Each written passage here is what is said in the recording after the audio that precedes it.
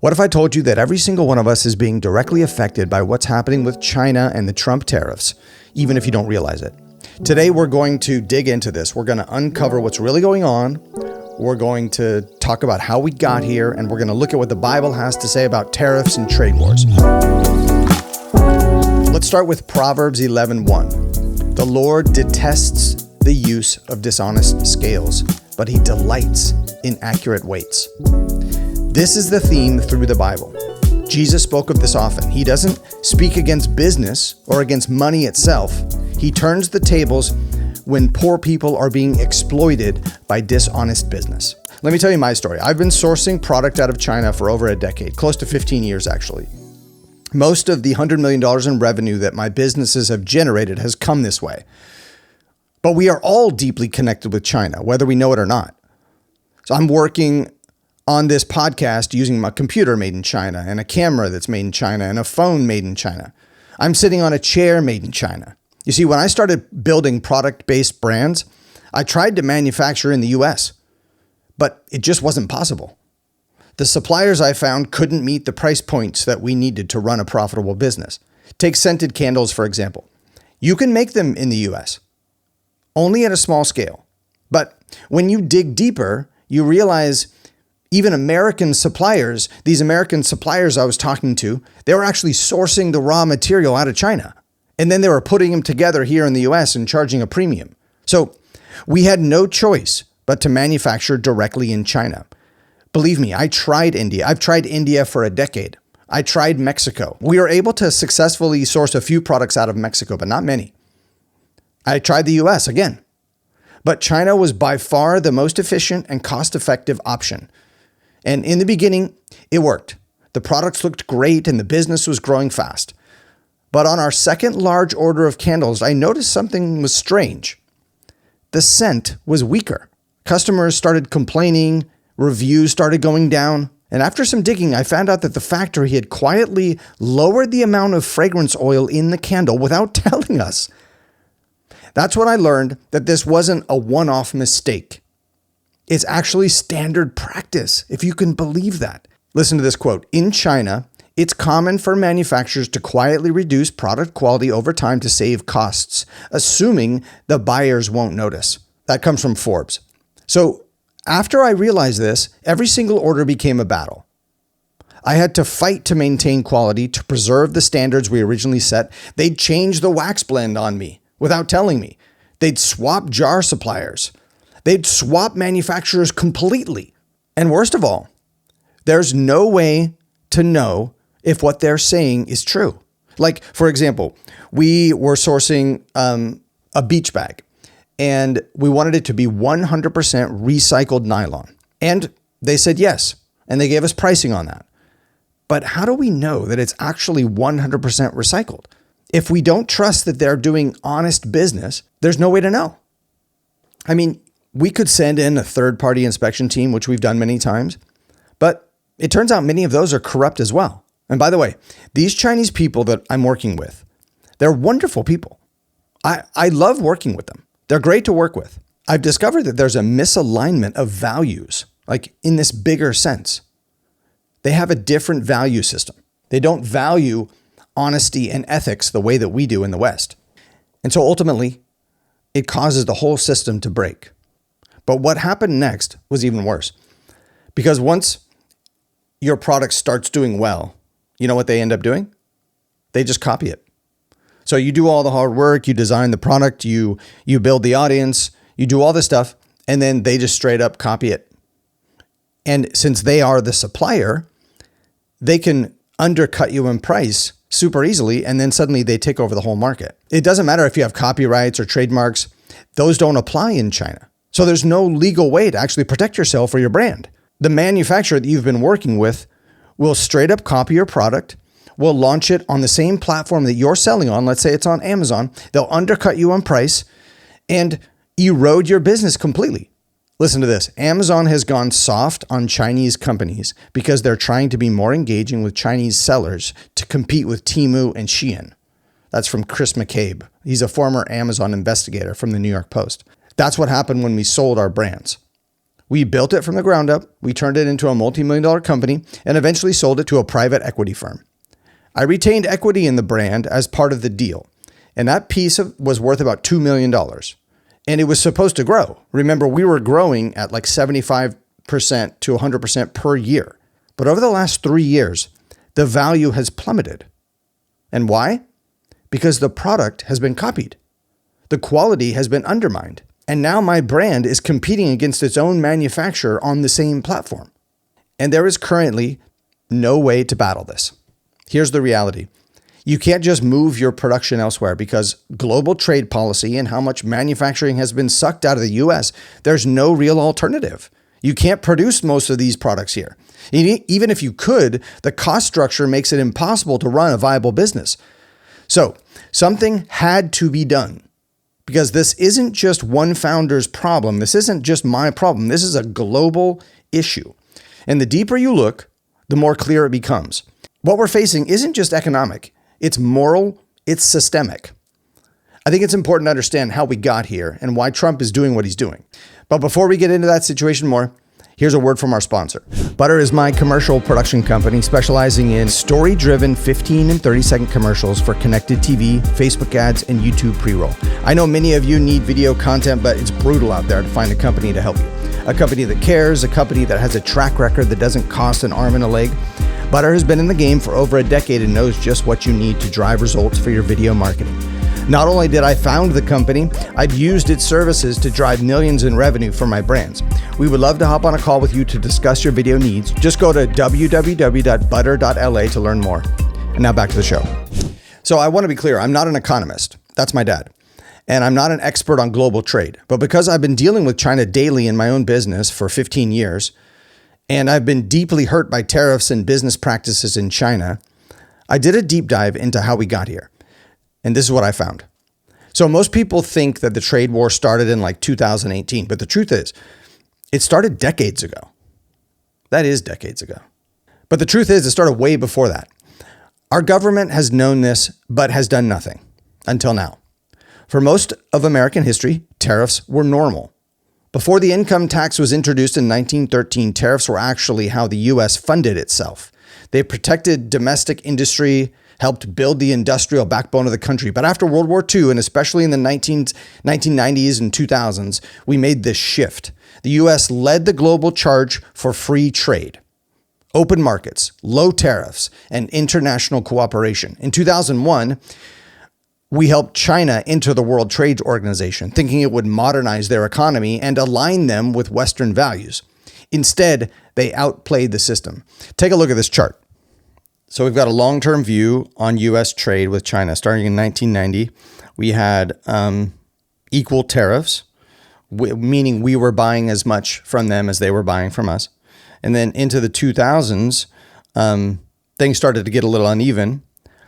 And then now you cut to 2018, and there is a $419 billion difference. So this red space here, all of this, is the deficit, meaning we are buying this much more product out of China than they're buying from us.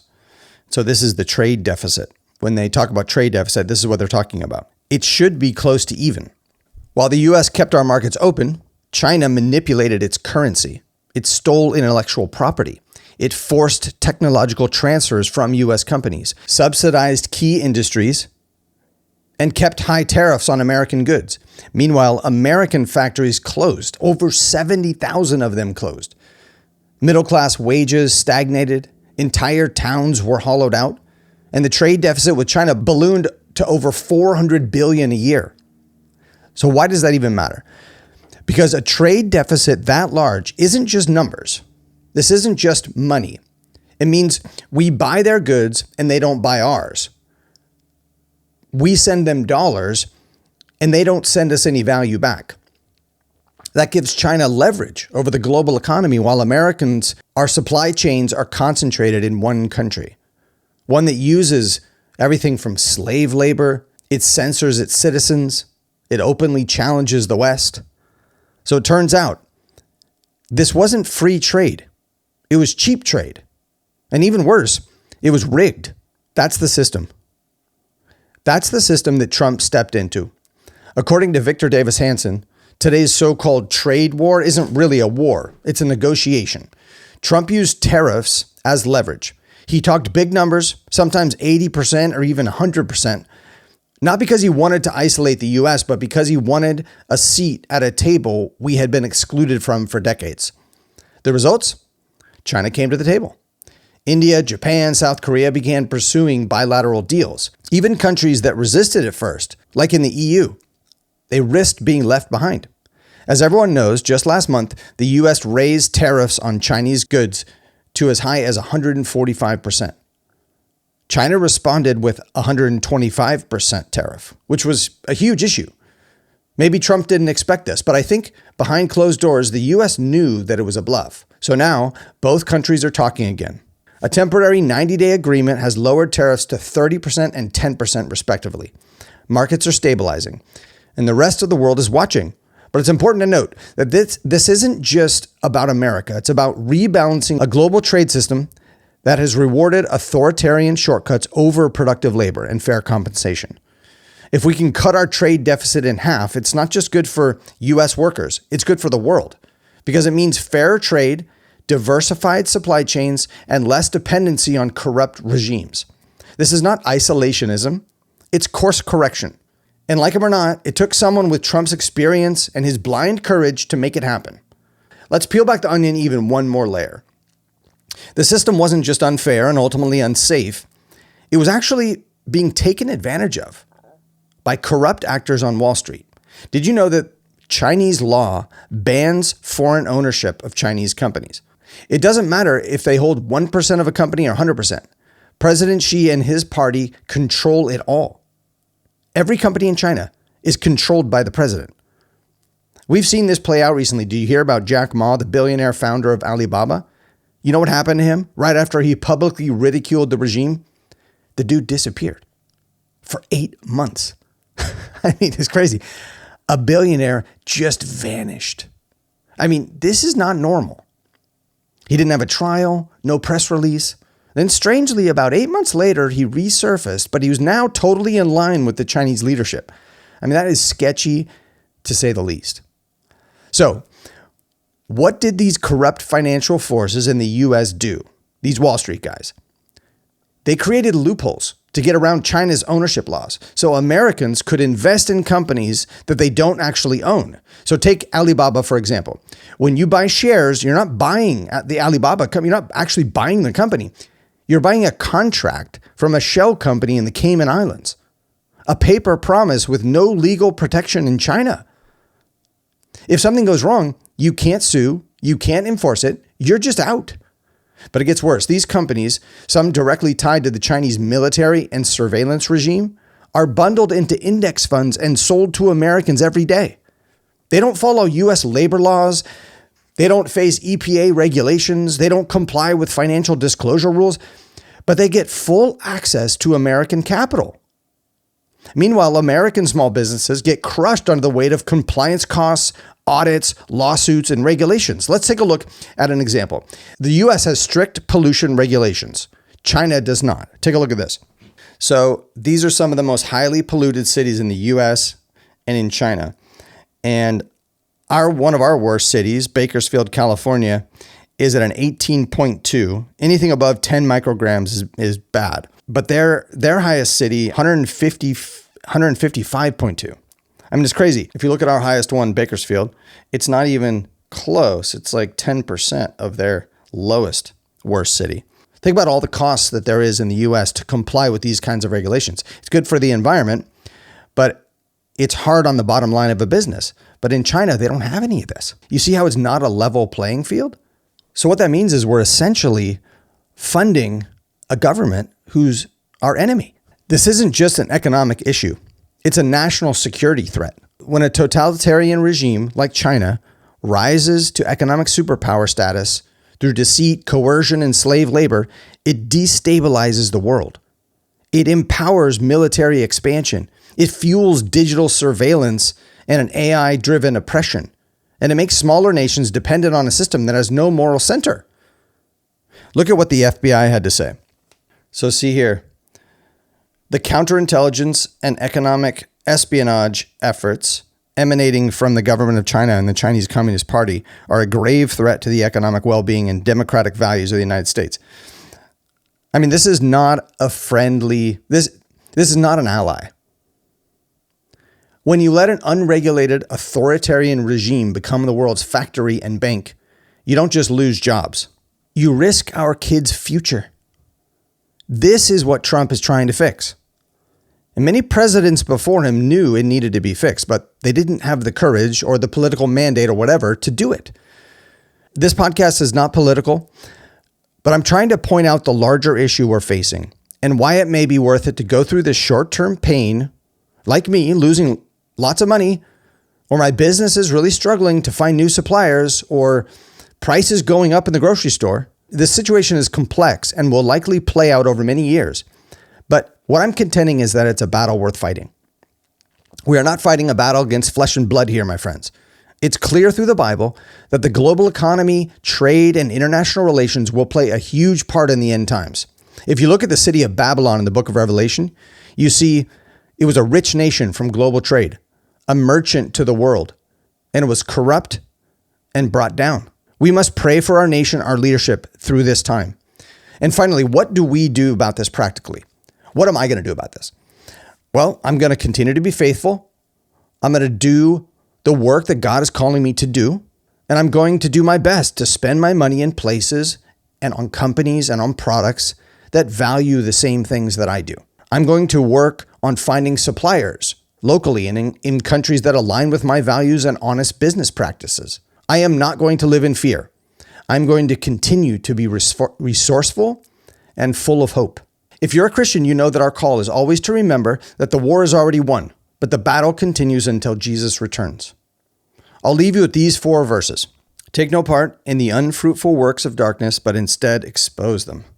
So that's what we're doing today. And the verse that we started this episode with, the Lord detests dishonest scales, but accurate weights find favor with him. So we need to do honest business. He doesn't like dishonest scales. Speak up for those who cannot speak for themselves. Ensure justice for those who are being crushed. This is why we need honest global trade. We don't want slave labor or anything like that. We want to work with companies who are ethical and treating their employees well. And then the last one, better a little with righteousness than much gain with injustice. And this is what we're seeing in China. We're seeing lots of injustice. I mean, the horror stories, I don't know if you've looked into this, but the horror stories are crazy. You know, genocide, the policy that started, I think, in 1979, where you could only have one kid.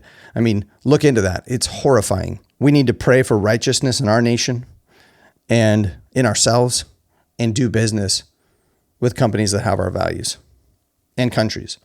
If you like this kind of content, we'd love to hear from you. Comment below. I personally respond to every single comment. Join our newsletter. The link is below, or go to judsonmorgan.com to learn more about me. I don't often talk about tariffs. I mostly talk about the John 10:10 life, living abundantly aligned with God and his purposes for us. Remember, seek first the kingdom of God and all the rest will be given to you. That's the pod.